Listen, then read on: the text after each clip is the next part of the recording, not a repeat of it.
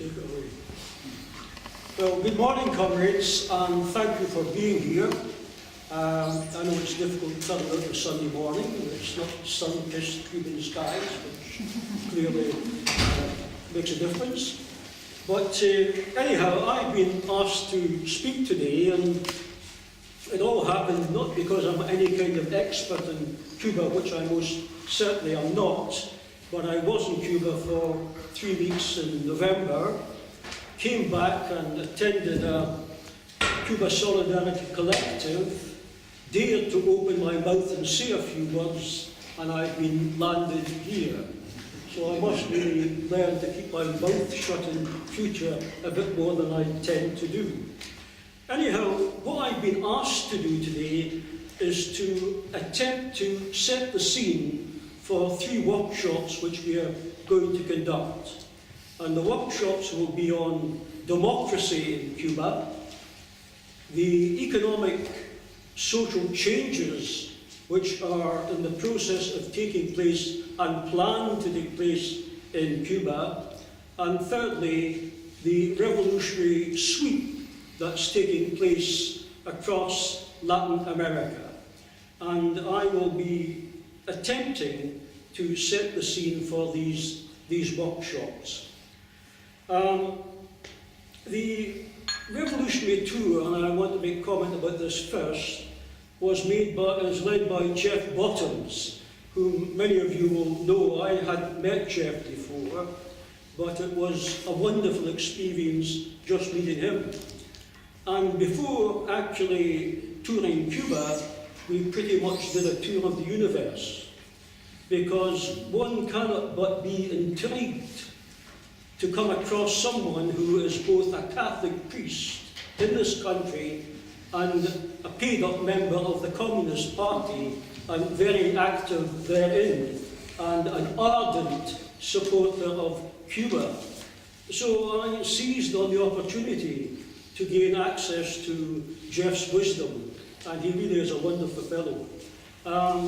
He said to me, "Have you read The God Delusion by Richard Dawkins?" I said, "Well, yes, I have." Wonderful book, he says, the Catholic priest. We then got into astrophysics and quantum mechanics and parallel universes, which I'm deeply interested in and know precious little about. And then we came back to Earth and discussed the reality of the world in which we live. And, you know, he really is a magnificent and wonderful individual. And the fact that we can reach out in that kind of way across the ideological spectrum gives hope for the future of mankind, because we live in such a fiercely divided world. Now, as Liz said, if you want snapshots of a holiday, that's not what today is about. What I want to talk about is the politics of Cuba and the politics of the world, and as it is impacting on humanity at this time. And when you go to Cuba, especially if you're as political as I am, you are interested in picking up as much information as you possibly can. And the one thing that strikes you when you are in Cuba on that kind of tour is the huge presence of Fidel Castro. Not his physical presence, but the impact of the man. A few years ago we thought he was gone, but he is far from gone. He is alive and vibrant as ever he was, and he is making much comment of a very profound nature about the problems in Cuba, but not only the problems in Cuba, but the problems of the world generally, because he understands only too well that Cuba will only survive to the extent that the balance of forces internationally is tipped in favour of socialism and against capitalism. And in all the speeches that he makes, he is at great pains to talk about the times in which we live, the turmoil, the repression that exists internationally, the ecological disaster that potentially is facing the planet.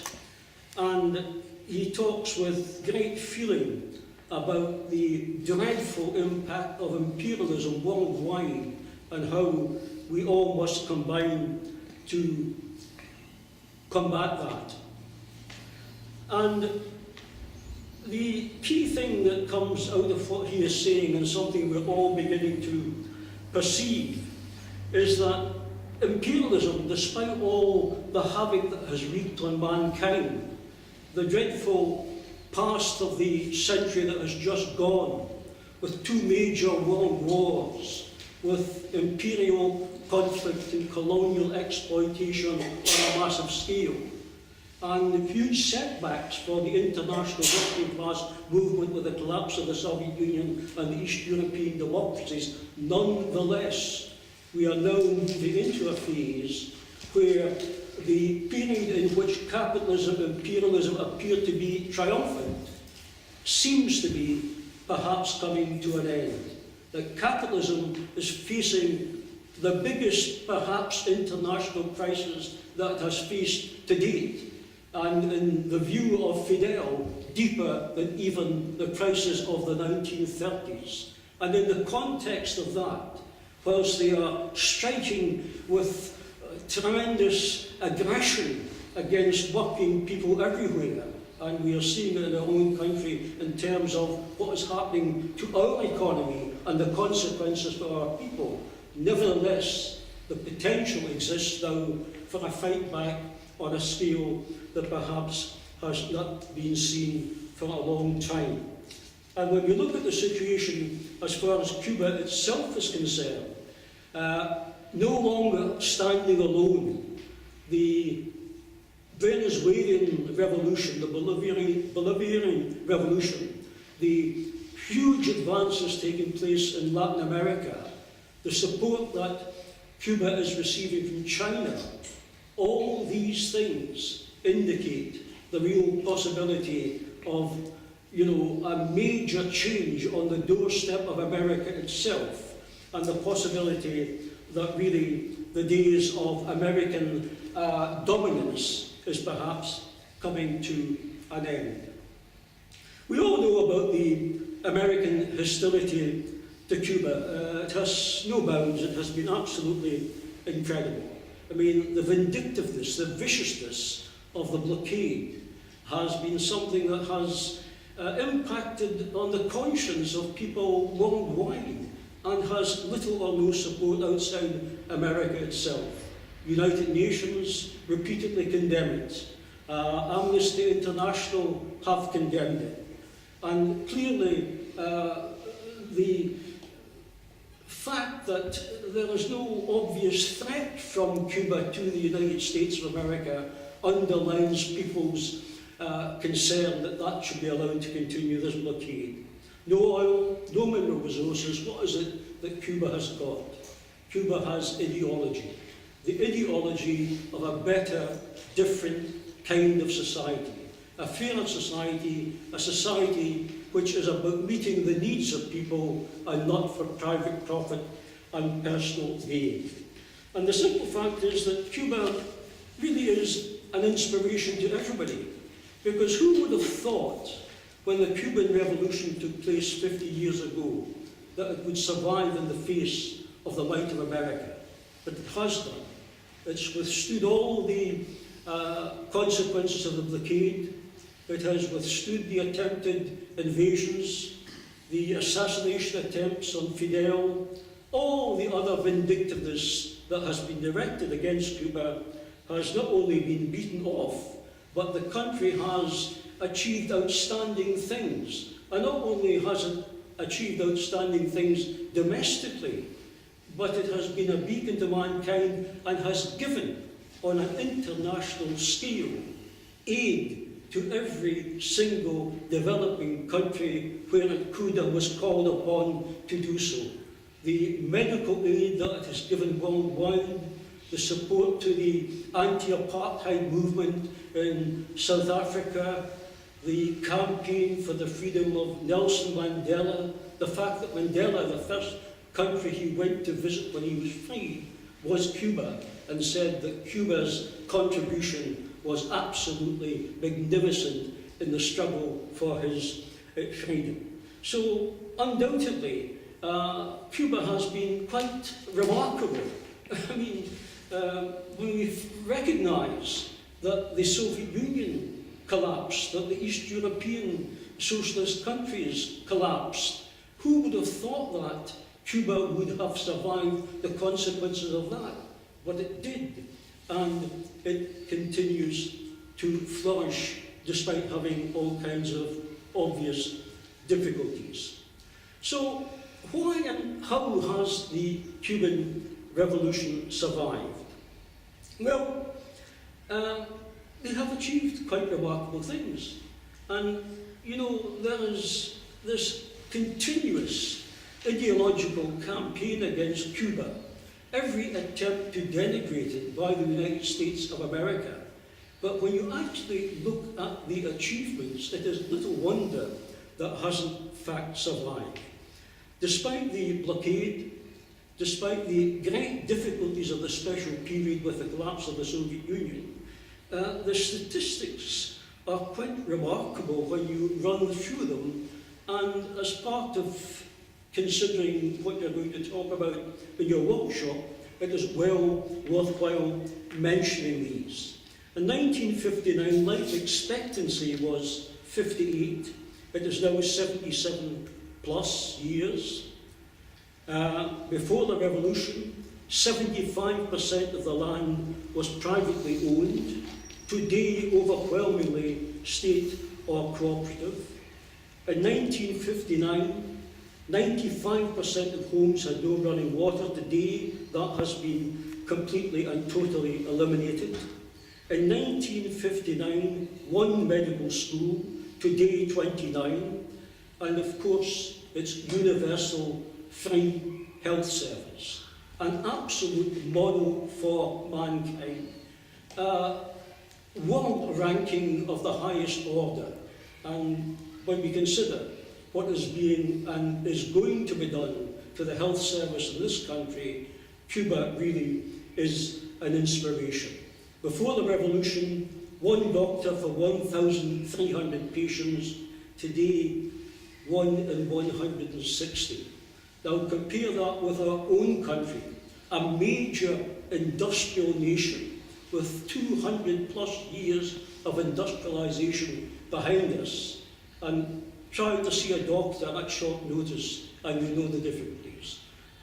Getting the actual statistics in Britain is a bit difficult, but it would seem that, generally speaking, it's one doctor, 800 doctors, one doctor for 800 patients. What a contrast by way of comparison. Infant mortality before the revolution was 60 per thousand. Today it's 4.5 per thousand. Most births before the revolution were at home. Now all are in hospitals. They have eliminated all diseases that hit childhood, polio, diphtheria, mumps, German measles, rubella, and children in Cuba are vaccinated against more illnesses than any other country in the world. Illiteracy, of course, has been, and the wiping out of illiteracy, a major achievement. 40% illiteracy before the revolution, and today, absolutely outstanding achievements in the field of education. Free education for all up to and including universities. School children receive free school meals and free school uniforms. Class sizes, are there any teachers here? One teacher to 20 primary, class sizes 20 in primary classes and 15 in secondary. Cuba spends 10% of its central budget on education compared to 4% in Britain and 2% in the United States of America. And this is a most interesting statistic. 60% of the population of Cuba is in some kind of higher education. They have got lots of post-school education, distance learning, in addition to university, full-time education, and 60% of the population is in some kind of higher education. The Cuban people are a highly educated population. And of course, the success in combating racism and sexism has been particularly marked. And remember, we are talking about a society with a vile history of slavery and colonialism and macho culture.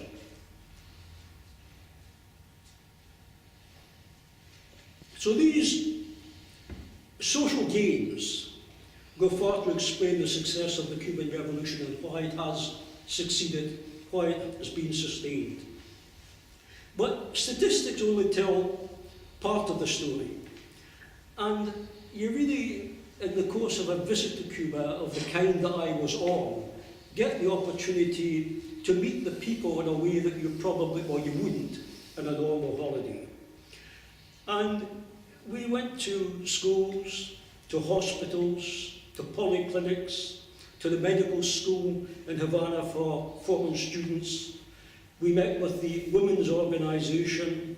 All had a huge impact on us in terms of the fantastic elan and enthusiasm that was to be found. One particular example that really had a deep impact on me was a visit to a school.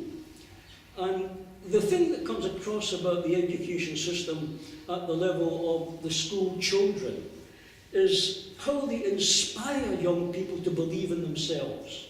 You can do, you can achieve. There is nothing beyond your ability. You can rise to the highest level is the philosophy that underpins the school education. And in the course of a visit to this school that we went to see in Havana, they had all the children assembled by their year forms, from primary school right up to the sixth year youngsters. And Jeff Bottom spoke on our behalf, and then a youngster from each of the different year groups replied to the discussion. And the confidence was, quite moving. I was in day school teaching for a time, and we were able to compare. And it was this absolute belief in themselves, the self-confidence that was so obvious. So each of the different year forms spoke, from the sixth year right down to this tiny youngster from the first year at school, primary one. And each of them spoke with confidence, standing in front of their class. But the youngster, the primary school child, probably 5 years of age, left her group, walked up to us, came on the platform and addressed everybody. It was absolutely wonderful to behold. And I said, here we have a future leader of the Cuban Revolution. It really was quite something. And when you went to the polyclinics, the camaraderie that existed between the doctors and the patients was quite something to behold.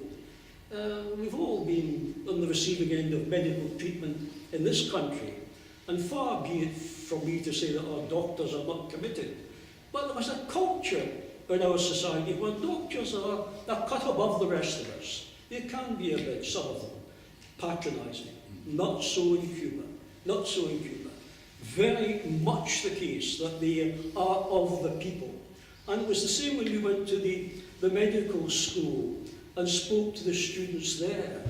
What came across was that they were privileged to be doctors, that they were lucky that they had been given this opportunity in Cuban society to become doctors and to serve the people. And this was the way they spoke. This is what came across. Most impressive, perhaps of all, was the meeting we had with the Confederation of Cuban Women.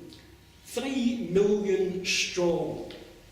And the confidence, the absolute recognition of their key place in society was so much in evidence. And they spoke about the equality that has been achieved for women and could only have happened because they have had the socialist revolution. They ran off the figures in terms of the percentage of women in university education. 65% apparently of all university undergraduates are women in Cuba. When you look at the key professions like law and the judiciary, they're up into 61%. In government, they are not quite as strongly represented, but running around about 40%. They are well placed in society to make and are making an absolutely huge contribution. And they are absolutely confident about their role and the position that they hold in that society.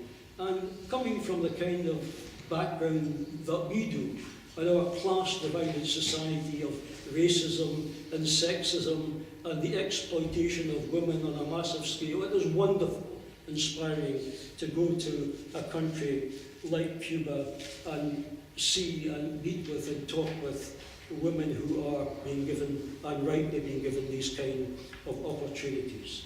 And what of the population in general? Well, you can only look and see and make judgments on the basis of what strikes you. But you see a confident, a well-dressed, a well-fed population.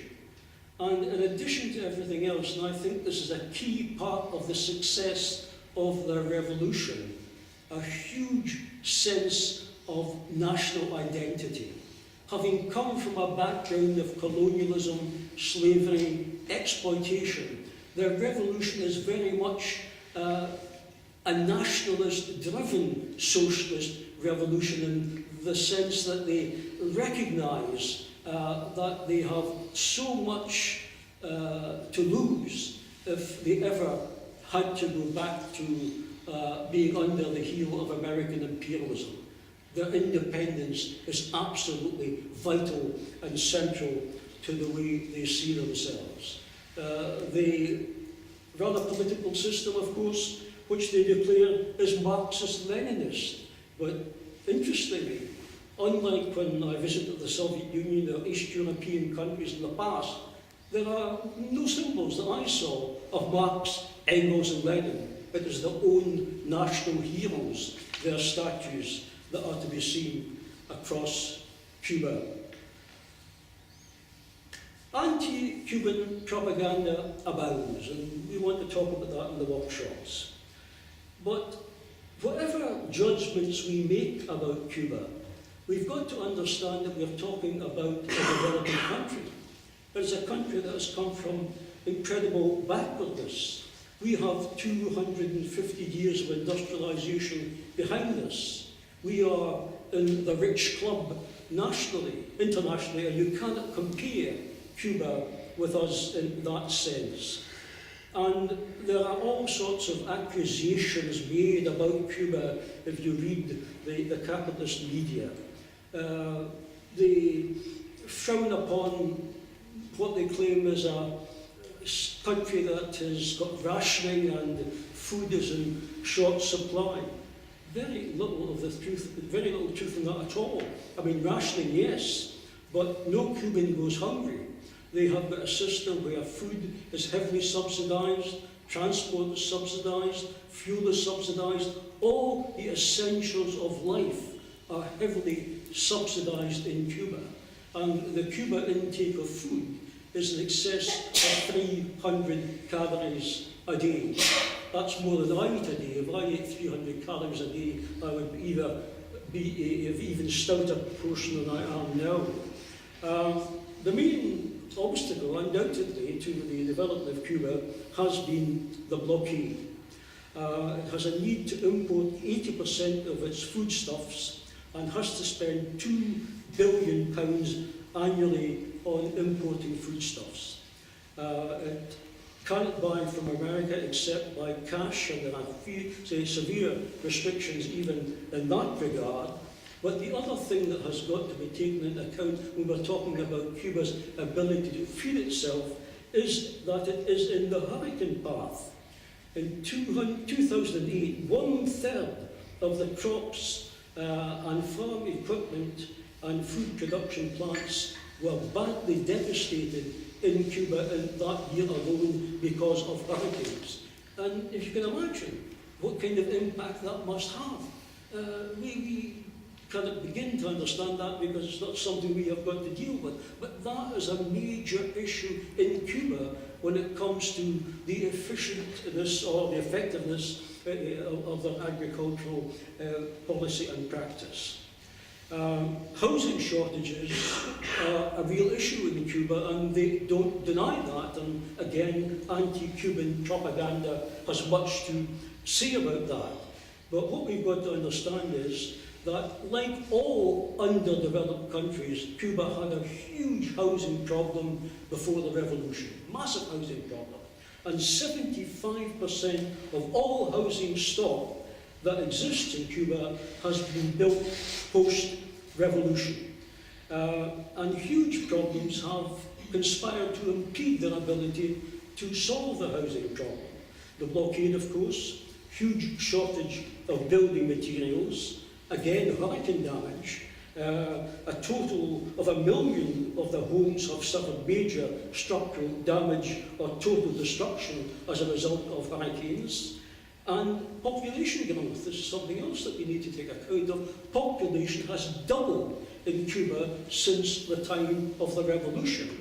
And the other one is that they have a very high divorce rate, which puts a pressure on housing.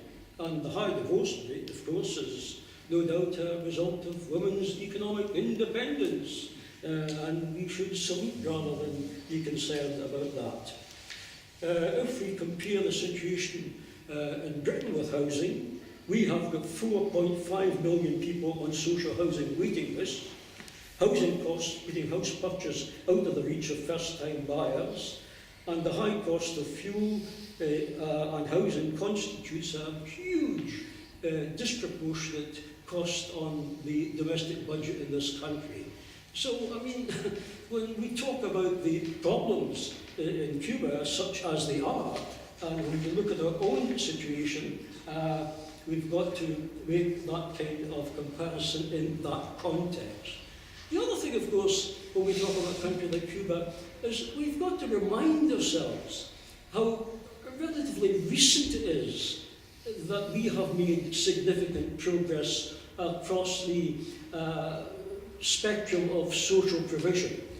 I'm old enough to remember before the coming of the National Health Service in this country, how absolutely horrendous it was for working class people. We couldn't afford to go and see a doctor. We certainly couldn't send for a doctor. I can remember in my native town of Aberdeen as a youngster, standing queuing outside a wooden hut, ankle deep in snow, waiting to see a doctor, because the practice was that in the city of Aberdeen, and it would be common throughout the country, that the poor people were given medical attention by good-hearted doctors who gave of their time to give to the poor voluntarily on an occasion once a week. So if you took ill on a Monday, you couldn't see the doctor till Wednesday. Well, maybe it's not much different yet, right enough, but there we are. And housing in this country was absolutely horrendous before the coming of the 1945 Labour government and the welfare state. The slums, the rat-infested properties in which people lived in this country was just beyond belief. So when people talk about any difficulties, problems, shortcomings in Cuba, let us keep in mind that whatever gains we have made here have been of a relatively recent event, and they only came about as a result of the election of the Labour government in 1945 and the social policies that were continuing thereafter, but now are under huge attack. The key issue in terms of criticism of Cuba, of course, is the issue of human rights. And of course, it's not just Cuba, it's anywhere where working class people come to power. There are no human rights, according to the pundits of free market capitalism in countries where working class people, such as in Cuba, have come to power. And the sheer hypocrisy of that is just quite incredible. When you consider the way in which America and Britain, imperialism generally, has propped up the most reactionary, corrupt dictatorships across the world, where no human rights exist at all. And the Middle East is a classic example of that. You've really got to say, the sheer cheek of them beggars belief. It's really quite incredible. But we have to talk about human rights in some depth, and we have got to take on the ideological battle on the question of human rights, because there is more nonsense spoken about human rights than perhaps any other subject. What do we mean by human rights? What do we mean by democracy? Well, the United States, probably in their constitution, have the best statement of what human rights should be. Government of the people, by the people, for the people. Yeah? Nothing wrong with that. That's an absolutely splendid statement of what human rights should be about and what kind of government you would need to produce these kind of human rights. And what do human rights in the popular concept and established practice amount to? The right to vote, yeah. Freedom of speech, yes. Freedom of assembly, a free press, freedom of information, trade union rights, equality, race, gender, yeah. A fair statement of what we mean in terms of human rights. And if you look at the European Charter on Human Rights, it will contain statements on all of these things. What you will not find in the European Charter of Human Rights is the right to work. No guarantee of the right to work. Every socialist country seeks to guarantee the right to work. No capitalist country even pretends to guarantee the right to work. But what right is more fundamental than the right to work? Economic security. If you do not have that, really, you don't have any rights whatsoever. If you go through the streets of Glasgow or any major city in this country, you will see the homeless, you will see the beggars who litter our streets, and they have freedom of speech under our constitution. They have the right of assembly under accepted human rights practice in this country. If they can find an address to attach themselves to, they've got the right to vote. A fat lot of good it does them, because they don't have the fundamental right of the economic wherewithal to sustain a decent standard of living.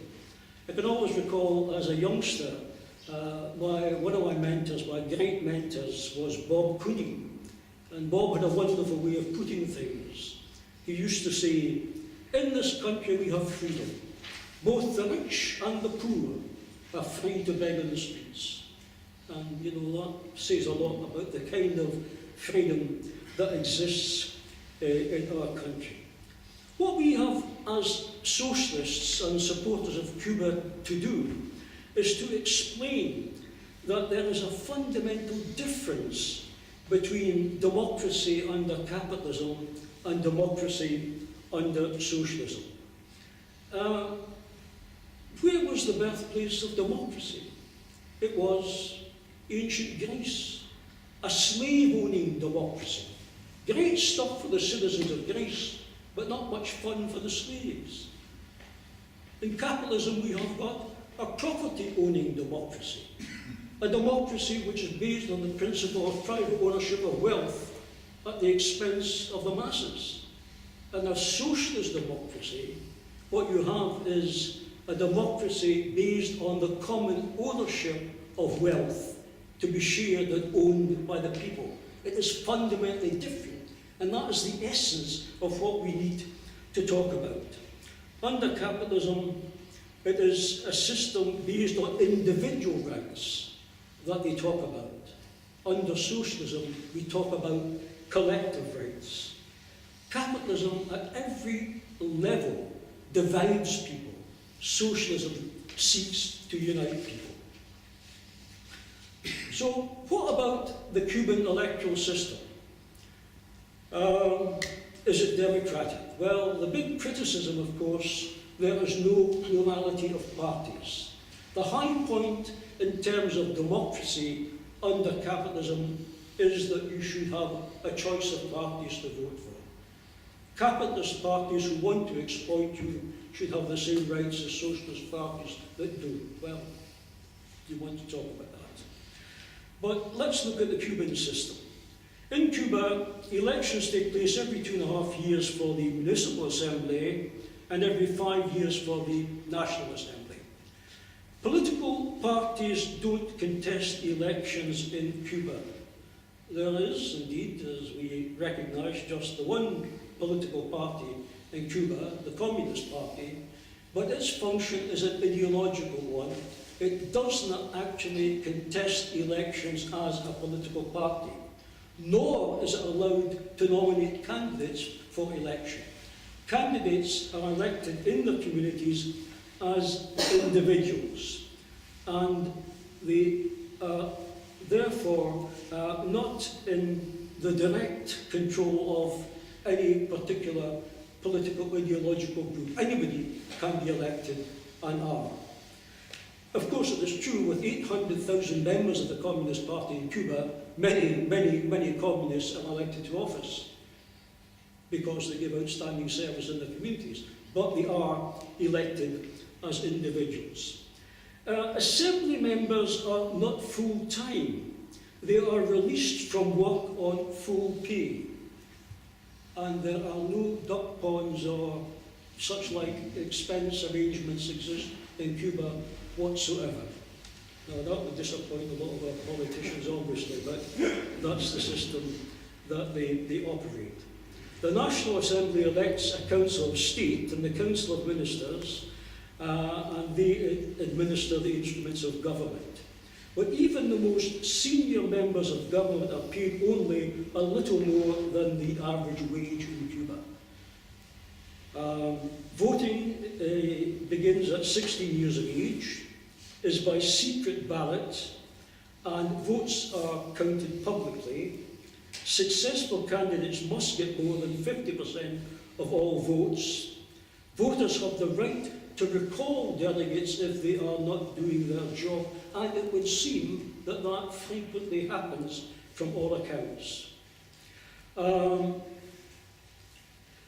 And the mass organisations, the trade unions, the women, the youth, the committees for the defence of the revolution are extremely vigorous in making sure that those who are elected actually do the job that they're supposed to do.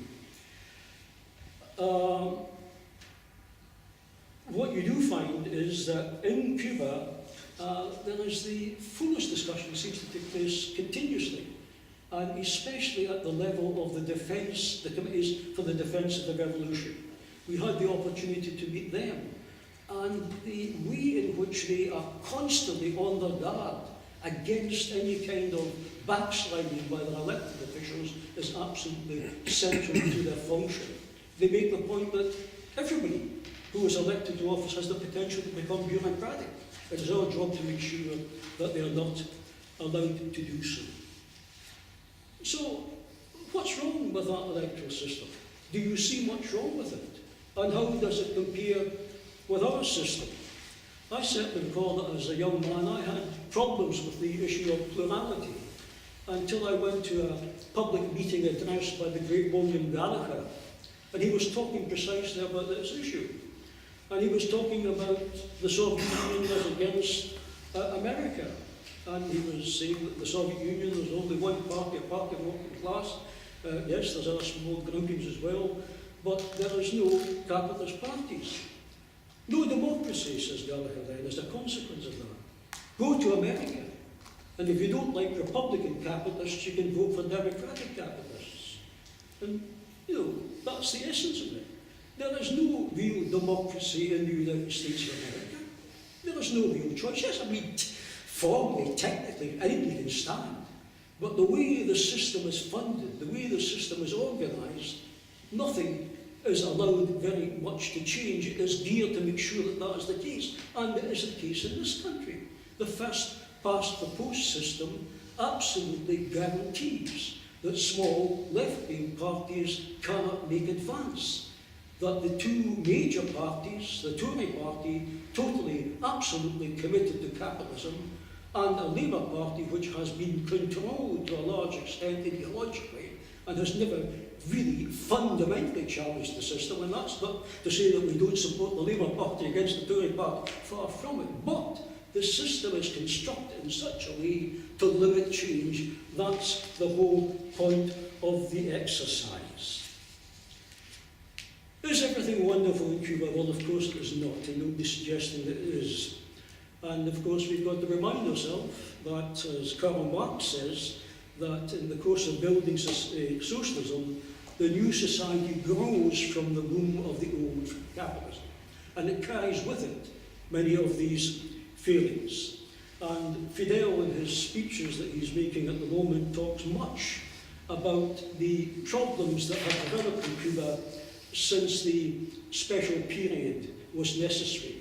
The extension of elements of private enterprise, the bringing in of foreign capital, the growth of tourism, and with it petty theft, theft of public property, in the tourist industry, crime on a small scale, prostitution. These kind of problems are very much in evidence. And if you go to Cuba, and certainly in the case of my visit, we stayed a week beyond the 2 weeks of the revolutionary tour, Lindsay MacArthur and me, and we saw a bit of the kind of thing that Fidel was talking about. And to give you an example, we were invited to the house of a couple who taught at the university, members of the Communist Party, and they lived some distance away, and we had to get a taxi. And Lindsay, very critical of the taxi drivers in Cuba, although there's a state-owned industry, so to speak, it makes no difference because they do as they please in terms of charging people, and they certainly rip off the tourists. So we went to get this taxi, and Lindsay approached this group and asked them, do you put your meter on? And they said, no, we'll quote you a price. And Lindsay says, no, it's a socialist country, get a legged meter on. She's quite aggressive, that McCarthy, unlike myself. But anyhow, the price that they quoted wasn't to Lindsay's liking at all, so we went to see another group, and they quoted a somewhat better price. But Lindsay still wasn't buying, and I said, oh, for God's sake, come on, Lindsay, we just get this one. I will be here all night. But anyhow, we got this particular taxi, and it was interesting. We got talking to the taxi driver, and he spoke with what we thought was a perfect American accent, but it transpired that he'd been brought up in Canada. And it then transpired that he was the son of the Cuban ambassador to Canada. So right away I said, oh, your father must be a prominent Communist Party member. Oh yes, he fought with Fidel and Che, yeah. Is he still alive? Yes, he's still alive. He's 84 and he still goes into the party offices and does work. He says, but different generation. We want to make money. Yeah, okay. And that generational problem, and this is something that Fidel talks about as well, that most of the people who live in Cuba now were born and have grown up post-revolution. The first generation of revolutionaries are a different kettle of fish from young people who didn't have that experience. Exactly the same as was the case in the Soviet Union. I recall only too clearly going to the Soviet Union in 1960 in a delegation from the Young Communist League National Committee, and we met with leading personnel from the YCL, but also met leading party personnel. And they said to us, and I thought not too much about it at the time, they said, we are glad that you are coming here from capitalist countries because our young people are Komsomols, having not been brought up in the time of the revolution, do not fully understand the nature of the class conflict. And it was the same when you visited places like the GDR and so on that I did, the young people were obsessed with the glimmer of capitalism, the consumer goods. They wanted that kind of life. And we would say, but no, your education system, your health system, your culture. But no, there was a problem. And there is a problem in Cuba. It is there to be seen. And this particular taxi driver was a case in point. On another occasion, we went out for a drink one night, a few of us, and a very handsome, tall, black young man joined our table. And of course we welcomed him, but very soon it became apparent that he was quite reactionary. He wanted to go to the capitalist West. And I said, for goodness sake, you know, you of all people, the liberty that has been given you by the Cuban Revolution, can you imagine how you're treated in the West and your skin is black? But no, you have these kind of problems. So there are difficulties. Nobody's saying there are not difficulties, and Fidel certainly seeks to address them.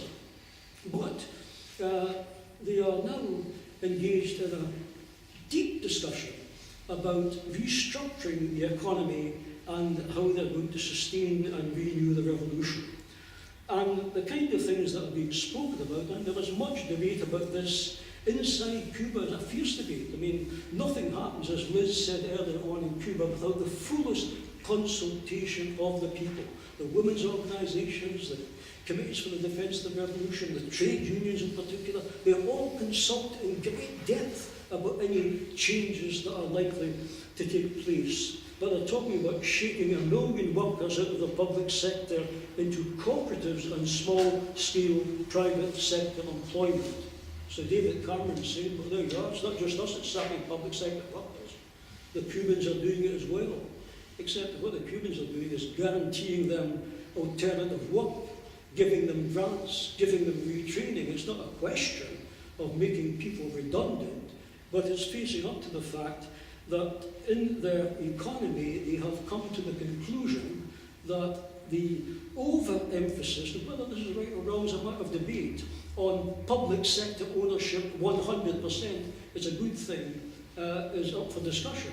That they feel that there would be greater productivity if more people were moved out of the public sector into the kind of cooperatives and small-scale private enterprises that they're talking about. And certainly, in the public sector, they have massive overmanning. That they claim that often you have 2 people doing the job of one and they are not being used in a productive way. The other thing that they're talking about is increasing wage differentials, because one of the features of the Cuban Revolution has been its extreme egalitarianism. Everybody virtually is pretty much paid the same. Even a top surgeon only gets about 50% more than the average worker's wage, which wouldn't be countenanced in this country. And they're saying, well, there is a lack of incentive there. People, we find, need to be given financial reward to make a greater effort, despite the fact that in the medical profession there seems little evidence of that kind of problem. But the point, again, that we've got to come back to in regard to this is that there is nothing socialist about extreme egalitarianism in wages. I mean, the watchword of socialism, and it came from Karl Marx himself, was that each will give each will give of his ability, each will contribute to the extent of his ability and receive a reward according to his contribution. And Marx said that you've got to recognise, as I said earlier, that coming from the womb of capitalism, you're not going to get people simply accepting complete egalitarianism like that. That if people have higher skills, higher education, that there needs to be some kind of wages differential. And that was certainly the practice for the most part in the history of the Soviet Union. So they're moving away from that kind of extreme egalitarianism in a wages structure. They're also addressing the issue of taxation, because taxation is an alien concept in Cuba. Working people in Cuba don't pay taxes. They're employed by the public sector, their wages are free of taxation. But the only people that are required to pay taxes are those who work in the private sector earning hard currency. But most of it has been inefficient. But as they are moving 1 million people into the private sector and cooperatives and earning hard currency, they want to increase the efficiency in terms of taxation. They want to increase the amount of inward investment, inviting capitalist companies into Cuba, but on a relatively small controlled scale, and what they're saying is they're not going to go the same way as China with a large-scale capitalist infiltration of the economy there. Well, infiltration is probably not the right word because that's controlled as well. But they say that they believe that there is a risk factor psychologically when too great a disparity of wealth begins to express itself. And they want to import less and export more. They want to make their own industries more efficient. They want to improve their agriculture. But anyhow, around all of that agenda, that is where they are going, and a fierce discussion is taking place inside Cuba itself, with millions participating in that discussion. So what then of the future? It does seem that in their own view themselves, the tide is turning in their favour despite the difficulties. With the developments in Venezuela, in Latin America, the support they're getting from China, they feel themselves and are in a much better position economically in terms of trade and politically in terms of the support that they find around them. Nevertheless, Fidel is posing the question, despite all this, can the revolution fail? And of course the answer is yes, because we've seen socialist revolutions fail again and again in a way we never expected it to happen. And the core to making sure that that does not happen, the essence of the struggle, is the minds and hearts of people. You've got to win people to defend socialism, and this is a key issue that Fidel himself is addressing. He's now in his 85th year, and he talks about how is it possible that the incredible lies of imperialism can take such root in the minds of the masses. And he says it's not just about telling lies. He's quite philosophical, Fidel. He says it's about conditioning. It's about conditioning. And that happens over time. Sexism could only happen through conditioning. Racism could only happen through conditioning. It's a process. You get people to accept things over a long period of time as the norm, as natural. It is seen as received wisdom. There is a huge issue just now about what you may have heard, the Prague Declaration, which seeks to equate fascism with communism. I mean, nobody fought communism more fiercely than fascism than did the communists. The communists at every level before the Second World War and during the Second World War were at the forefront of the fight against fascism. And yet, capitalism has taken on board a huge ideological campaign to convince people that they are on a par, that communism and fascism are of the same ilk. And you couldn't have got away with that in my childhood, because people from their own immediate experience saw what fascism was, knew what fascism was, and they knew the role of the Soviet Union. But over time, people are conditioned to change their perception of reality.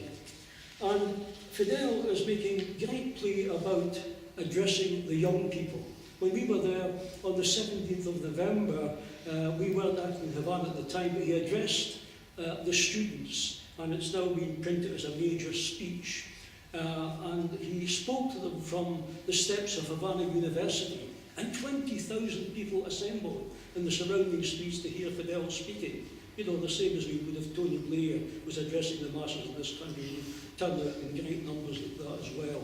But 20,000 people, and he lays great emphasis on the generational issue, that only the young people, to the extent that they are one for the revolution, will guarantee its future. And he goes on to say, what we've really got to understand is that we are on a critical stage in the development of humanity on two counts. And he said the following, humans are the only ones that can rise above instinct. Nature gives us instinct, but education gives us virtue. And he wasn't talking about education in the academic sense. He was making the very obvious, profound point that we are animals. We are driven by instinct. But the whole essence of the development of our consciousness, our civilization, enables us to rise above personal greed and self-interest to build a better kind of society. And when you think about the essence of capitalism, unfettered free market economics, that is absolutely about self-interest. It is about the me society. Socialism is about the common good, and this is the message that he's seeking to get across. And the other thing that he talks about with great eloquence and passion is the very future of mankind and the danger that is being posed by the rapacious plundering of the Earth's resources without regard, the possibility that we can destroy this planet itself. And he says it took billions of years for this planet to reach a point of climate condition a few degrees below zero and a few degrees above for life to exist. But the way in which we are conducting ourselves, we could bring that to an end. And there we have it. The fight for the defense of Cuba is the fight for the defense of all humanity and the future of the species.